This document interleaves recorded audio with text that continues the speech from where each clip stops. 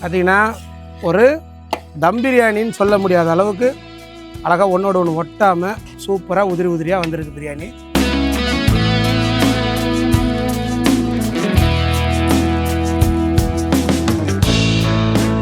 வணக்கங்க, நான் தான் உங்கள் தினேஷ் நாகூர்லேருந்து. இன்றைக்கி நம்ம பார்க்க போகிறது என்னென்னா மேரேஜ் ஸ்டைல் மட்டன் தம் பிரியாணி. அது எப்படி ஈஸியாக டேஸ்டியாக செய்கிறதுங்கிறத ஃபுல் டீட்டெயிலாக உங்களுக்கு நான் எக்ஸ்பிளைன் பண்ண போகிறேன். வாங்க வீடியோக்குள்ளே போகலாம்.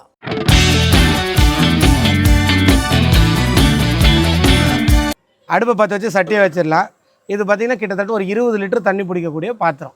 நமக்கு 1 கிலோ பிரியாணி பண்ணுறதுக்கு 5 லிட்டர் தண்ணி பிடிக்கிற பாத்திரம் தான் போதும்.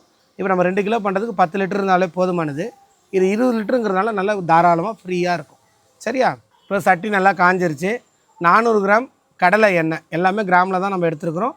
400 கிராம் கடலை எண்ணெயை சேர்த்துக்கலாம். நெய், நீங்கள் விருப்பப்பட்ட எந்த பிராண்டு நெய் வேணாலும் நீங்கள் யூஸ் பண்ணலாம். நான் ஜிஆர்பி எடுத்திருக்கேன். 1 கிலோவுக்கு 100 கிராம், 2 கிலோவுக்கு 200 கிராம். 20 கிராம் பட்டை, 4 கிராம் ஏலக்காய், 4 கிராம் கிராம்பு, அதே போல் 2 அனாசிப்பூ, மிளகு சைஸில் 2 ஜாதிக்காய், ஒரு அரைப்பூ ஜாதி பத்திரி. இது எல்லாத்தையுமே நல்லா 1 மணி நேரம் ஊற வச்சு மிக்ஸி ஜாரில் அரைச்சிட்டோம். அதுலேருந்து ஒரு 2 மட்டும் கொஞ்சமாக இந்த அளவுக்கு சம்பிரதாயத்துக்கு மேலே போட்டுக்கிறோம். 300 கிராம் தோல் உரித்து அரைச்ச பூண்டு. இந்த பூண்டு நல்லா கோல்டன் ப்ரௌனில் வதங்கணுங்க. கம்மன்னு பச்சை வாசம்லாம் போய் நல்ல வாசம் வர வரைக்கும் வதக்கிங்க. சார் நார்மலாக நம்ம செய்கிற பிரியாணி ஓகே, ஆனால் உங்களுக்கு ஒரு ஸ்பெஷல் பிரியாணியாக செய்யணும். இந்த பிரியாணினா என்னெல்லாம் பண்ணலான்ட்டு நம்ம ட்ரைனிங் வந்தவங்களாம் கேட்டிருந்தாங்க. அவங்க எல்லோரும் இன்றைக்கி வீட்டுக்கு இன்வைட் பண்ணியிருக்கோம். அவங்களுக்கும் இந்த பிரியாணியை செஞ்சு காமிச்சிட்டு நம்மளும் அவங்க கூட சேர்ந்து இன்றைக்கி சாப்பிட போகிறோம். எப்படி வருதுங்கிறத ஃபைனலாக பார்ப்போம். இப்போ நல்லா கோல்டன் ப்ரௌனில் வந்துருச்சு பூண்டு. சரியா? நல்லா இந்த மாதிரி வந்த பின்னாடி இஞ்சி சேர்த்துக்கலாம். 1 கிலோவுக்கு 100 கிராம், 2 கிலோவுக்கு 200 கிராம் தோல் சீவி அரைச்ச இஞ்சி.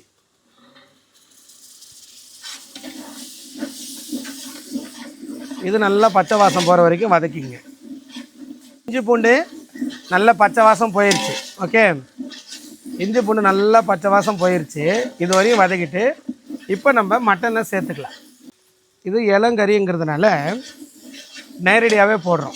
நேரடியாக போடும்போது எப்போவுமே இஞ்சி பூண்டு உங்களுக்கு அந்த பக்குவம் வந்த உடனே மட்டனை சேர்த்துடலாம். 2 கிலோ மட்டன், 2 கிலோ மட்டனை சேர்த்துட்றேன். ஒரு பீஸும் 40 கிராம் ரேஞ்சில் போட சொல்லியிருக்கேன். இப்போ நல்லா வதக்கிங்க. மட்டனோட ஃப்ரெஷ் மீட் கலர் அப்படியே சேஞ்ச் ஆகிற வரைக்கும் வதக்குங்க. ஓகே, இப்போ பாருங்கள் கலர் அப்படியே சேஞ்ச் ஆக ஆரம்பிச்சிருச்சு. சரியா?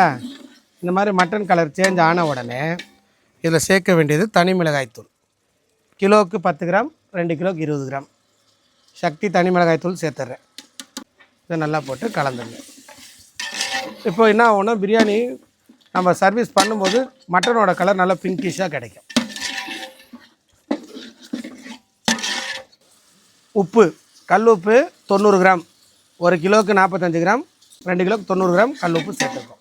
இப்போ மட்டன் பிரியாணியில் மட்டனை சேர்த்தாச்சு. ஓகே, இந்த நேரத்தில் நம்ம ரைஸை ஊற வச்சுக்கலாம். மட்டனை நீங்கள் அடுப்பில் சேர்த்த உடனே அரிசியை ஊற வைக்க கொடுத்துருங்க. 2 தண்ணி அலசிட்டு ஊற வச்சுக்கலாம். சீரக சம்பா அரிசி. 1 கிலோ அரிசி எடுக்கிறீங்கன்னா 1.5 தண்ணி எடுக்கணும். ஒரு பாத்திரத்தில் ஒரு அரிசி எடுத்தால் 1.5 தண்ணி. நம்ம 2 எடுத்துருக்கோம், 3 தண்ணி எடுத்துருக்கோம். இடையில பார்த்தீங்கன்னா 1 கிலோ அரிசி எடை வச்சிங்கன்னா அதுக்கு ஈக்குவலாக நீங்கள் எவ்வளோ தண்ணி வரும்னா 1200 வரும். இதுவே நீங்கள் 1.5னா 1800 வெயிட்டில் வச்சு தண்ணி ஊற்றுனீங்கன்னா ஷார்ப்பாக இருக்கும். உங்களுக்கு எது வசதியோ அப்படி ஃபாலோ பண்ணிங்க. எடை வைக்க முடியும்னா 1800 தண்ணி வைங்க. இல்லை பாத்திரத்தில் அளந்து ஊற்றுறதுனா 1க்கு 1.5 ஊற்றிக்கிங்க. 2 கிட்டத்தட்ட ஒன்றா தான் வரும். கறி நல்லா செவந்துருக்கு. சரியா? இந்த நேரத்தில் 4 பச்சை மிளகாவை சேர்த்துக்கலாம். கிலோவுக்கு 300 வெங்காயம், 2 கிலோவுக்கு 600 வெங்காயம் சேர்த்துக்கலாம். 600 கிராம் வெங்காயத்தை சேர்த்துக்கிறேன். 2 கிலோவுக்கு 600 தக்காளி சேர்த்துக்கிறேன். மல்லி புதினா, கிலோவுக்கு 20 கிராம் மல்லி, 20 கிராம் புதினா. இதெல்லாம் கொஞ்சம் நீங்கள் அப்படியே ரஃப்பாகவே வெட்டிக்கலாம். மண் இல்லாமல் போட்டுங்க. இதுக்கு மேலே அந்த அளவுக்கு அடியெல்லாம் பிடிக்காது. அப்படியே நிதானமான தீயில் வதங்கட்டும். நம்ம பிரியாணி மசாலா எடுத்தோம் இல்லையா, அதை நம்ம அரைச்சி வச்சுக்கிட்டோம். அதை இப்போ சேர்த்துடுறோம். என்னென்ன இதில் இருக்குது? 20 கிராம் பட்டை, 2 மிளகு சைஸில் ஜாதிக்காய், பாதி ஜாதி பத்திரி, 4 கிராம் ஏலக்காய், 4 கிராம் கிராம்பு. இந்த ஐட்டத்தெல்லாம் நம்ம ஒன்றா ஊற வச்சு அரைச்சிருக்கோம். இப்போ சேர்த்துட்றேன்.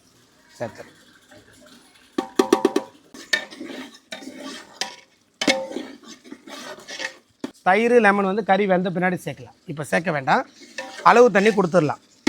இந்த அளவு தண்ணி ஜென்ரலாக சுடு தண்ணியாக கொடுத்தா ரொம்ப நல்லாயிருக்கும். நம்ம ஆல்ரெடி இங்கே ஒத்த அடுப்பு இருக்கிறனால நான் பச்சை தண்ணியாகவே தரேன். நீங்கள் கொடுக்கும்போது சுடு தண்ணி சேர்த்திங்கன்னா இன்னும் கொஞ்சம் ஃபாஸ்ட்டாக நடக்கும் வேலை. 1க்கு 1.5 தண்ணி அளவு தண்ணியாக சேர்த்துடலாம். போட்டுட்டு மூடியை போட்டுருங்க. சுற்றி ஆவி வரணுங்க. ஆவி வர வரையும் வெயிட் பண்ணுவோம். ஆவி வந்த பின்னாடி ஃபுல் சிம்மில் 45 நிமிஷம் நம்ம என்ன பண்ணலாங்க, அப்படியே சிம்மில் வச்சுக்கலாம். அப்போ தான் கறி நல்லா பஞ்சு போல் வெந்து வரும். அதுக்கப்புறம் தயிரும் லெமனும் சேர்த்தா போதுமானது. இப்போ பாருங்கள், ஆவி வந்துருச்சு. 45 நிமிஷம் அப்படியே சிம்மில் வச்சுக்கலாம். 45 நிமிஷம் டைம் வச்சுருக்கோம். அது வரைக்கும் நம்ம எந்த டிஸ்டர்பும் அதை பண்ண வேண்டாம். கறி நல்லா வெந்துடும். வெந்த பின்னாடி அரிசி சேர்க்கலாம். 45 நிமிஷம் ஆகிடுச்சு. கறி ஓரளவுக்கு வெந்துருச்சு. நம்ம என்ன பண்ணுறோம், கல் எடுத்து வச்சுக்கிறோம். தோசை கல்லை வச்சுட்டு இந்த மசாலா தூக்கி மேலே வச்சுக்கலாம். இப்படி வச்சுருங்க. ஓகே, இப்போது கல் சூடாகி இந்த மசாலா சூடாகிற வரை வெயிட் பண்ணுவோம். கறி வெந்துருச்சாங்கிறத நான் உங்களுக்கு இப்போ செக் பண்ணி காட்டிடுறேன். தோசை கல் சூடாகி மசாலாவும் சூடாகிடுச்சு. ஓகே, இந்த மாதிரி நல்லா சூடான பின்னாடி கறி வெந்துக்கிறது நான் உங்களுக்கு இப்போ செக் பண்ணி காட்டுறேன். தண்ணியில் போட்டு பார்த்துக்கோம். ஓகே, தண்ணியில் போட்டுட்டு வெந்துருச்சாங்கிறத பார்ப்போம். என்ன பாருங்க, பஞ்சு மாதிரி வெந்துருச்சு. இந்த மாதிரி நல்லா வெந்துருச்சாங்கிறத கன்ஃபார்ம் பண்ணிக்கோங்க. இதில் 200 கிராம் தயிர், லெமன் ஜூஸ், நல்ல பெரிய சைஸ் பழம் 2 நல்லா கலந்து விட்ருங்க. இப்போ மசாலா நல்லா கொதிக்க ஆரம்பிச்சிருச்சு. இதில் நம்ம முந்திரி அரைச்சி வச்சுருக்கோம். 60 கிராம் முந்திரி பேஸ்ட்டை நம்ம சேர்த்துடலாம். முந்திரி இந்த பேஸ்ட் வந்து நீங்கள் தண்ணி விட்டு அரைச்சிக்கலாம், அல்லது பால் விட்டு கூட அரைச்சிக்கலாம். திக்காக அரைச்சிங்க. இப்போ அரிசியை வந்து நம்ம சுத்தமாக தண்ணி வடித்து வச்சுக்கணும். ஒரு 10 நிமிஷத்துக்கு ஒரு ட்ராப் கூட தண்ணி இருக்கக்கூடாது. இப்போ நல்லா கொதிக்கும் போது அரிசி சேருங்க. நல்லா மிக்ஸ் பண்ணி விட்டுருங்க. ஹை ஃப்ளேம்லேயே இருக்கட்டும். நல்லா மிக்ஸ் பண்ணி விட்டுட்டு மூடியை போட்டுருங்க. ஒரு 6-7 நிமிஷம் இப்படி இருக்கட்டும். அதுக்கப்புறம் நம்ம செக் பண்ணிக்கலாம். அரிசியும் மசாலாவும் ஈவனாக வந்த பின்னாடி தம் போட்டுடலாம். இப்போ ஒரு 6-7 நிமிஷம் ஆகிடுச்சு. ஓப்பன் பண்ணி பார்க்கலாம். ஒரு 6-7 நிமிஷம் ஆகிடுச்சு. மசாலாவும் தண்ணி ஈவனாக வர ஆரம்பிச்சிருச்சு.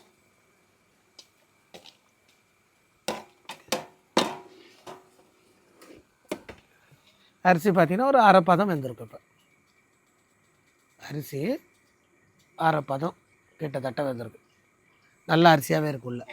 இந்த மாதிரி இருக்கும்போது நம்ம அப்படியே தம் போட்டு விட்டுறலாம். நல்லா கொதிக்குது. இப்போ மூடி போட்டுடலாம். மூடியை போட்டு சுற்றி ஆவி வந்தோடனே ஃபுல்லாக சிம் பண்ணிவிடுங்க. சுற்றி ஆவி வருதான்னு பார்த்துட்டு ஃபுல்லாக சிம் பண்ணிவிட்டு மேலே எரியிற கொட்டாங்குச்சியை போட்டு விட்டு 20 நிமிஷம் செட் பண்ணோம்னா சூப்பரான ஸ்பெஷல் மட்டன் பிரியாணி தயாராகிடும்.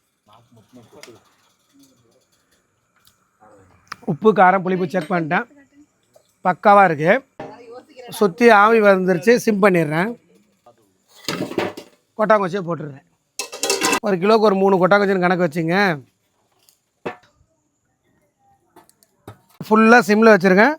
20 நிமிஷம் டைம் வச்சாச்சு. 20 நிமிஷம் அலாரம் அடிக்கிட்ட பார்க்கலாம். இப்போ ஆல்மோஸ்ட் 20 நிமிஷம் ஆகிடுச்சிங்க. இப்போ நம்ம அடுப்பை அணைச்சிக்கலாம். இப்போ அடுப்பு அணைச்ச உடனே திறக்கக்கூடாது. 10 நிமிஷம் ரெஸ்ட் விட்டு ஓப்பன் பண்ணிக்கலாம். இப்போ இன்னும் 10 செகண்ட் தான் இருக்குது.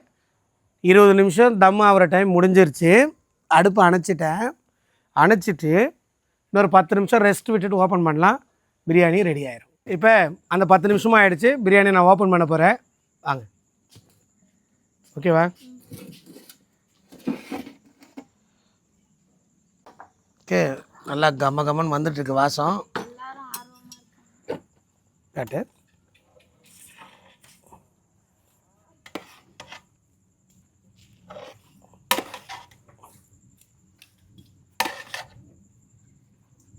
பார்த்திங்கன்னா ஒரு தம் பிரியாணின்னு சொல்ல முடியாத அளவுக்கு அழகாக ஒன்றோடு ஒன்று ஒட்டாமல் சூப்பராக உதிரி உதிரியாக வந்திருக்கு பிரியாணி. கறியெல்லாம் பார்த்திங்கன்னா நல்லா பஞ்சு பஞ்சாக வந்துட்டுருக்கு.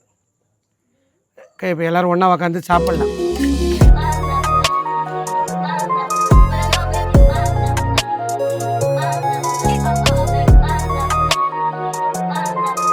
வேறு style mutton biryani, special biryani. அப்படியே கறி பார்த்தீங்கன்னா சூப்பராக பஞ்சாக வந்துருச்சு. அதே போல் நல்லா பிங்கிஷாகவும் வந்திருக்கு. ஓகே, டேஸ்டிங் பார்க்க போகிறேன், சாப்பிட்டு காட்டுறேன்.